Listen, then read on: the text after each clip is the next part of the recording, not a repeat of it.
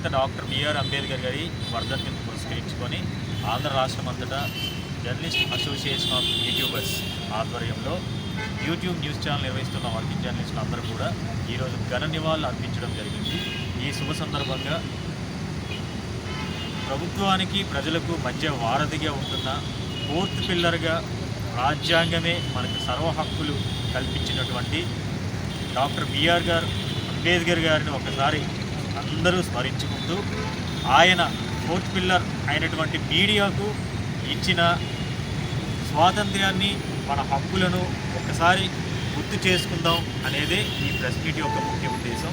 అయితే ఈ రోజుల్లో మీడియా ముసుగులో ఉంటూ చాలామంది జర్నలిజం పేరిట అనేక దుశ్చర్య కార్యకలాపాలు చేస్తూ జర్నలిజం యొక్క పేరుని చెడగొట్టే ప్రయత్నం అనేది చేస్తున్నారు.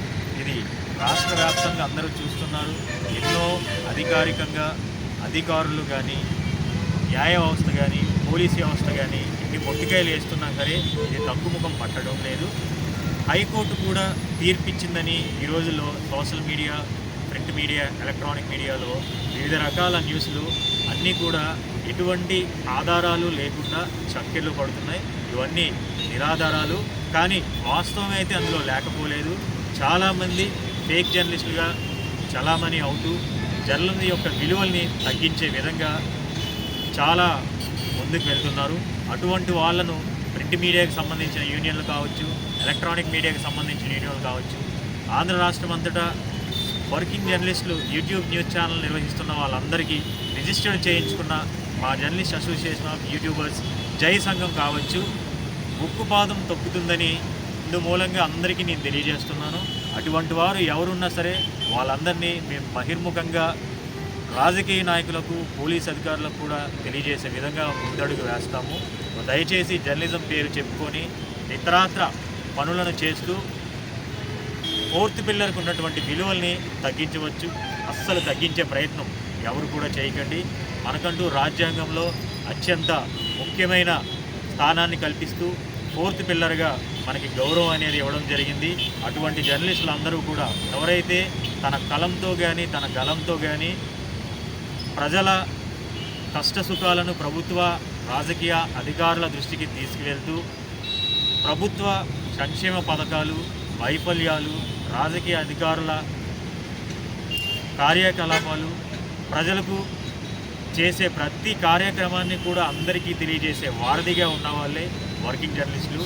అటువంటి వాళ్లకు ప్రభుత్వం తరపున, రాజకీయ నాయకుల తరపున, అధికారుల తరపున గౌరవ మర్యాదలు, కావలసిన సంక్షేమాలు వర్కింగ్ జర్నలిస్టులు అందరికీ కూడా నిర్ణీత సమయంలో అర్హులైన వాళ్ళందరికీ కూడా అందే విధంగా ప్రభుత్వం చేపట్టాలని ఈ సమావేశంలో ప్రతి అధికారులకు, రాజకీయ నాయకులకు, గౌరవ చంద్రబాబు నాయుడు గారికి మరియు మానవ వనరుల శాఖ మంత్రి నారా లోకేష్ గారికి, గౌరవ ఉప ముఖ్యమంత్రి పవన్ కళ్యాణ్ గారికి తెలియజేస్తున్నాం.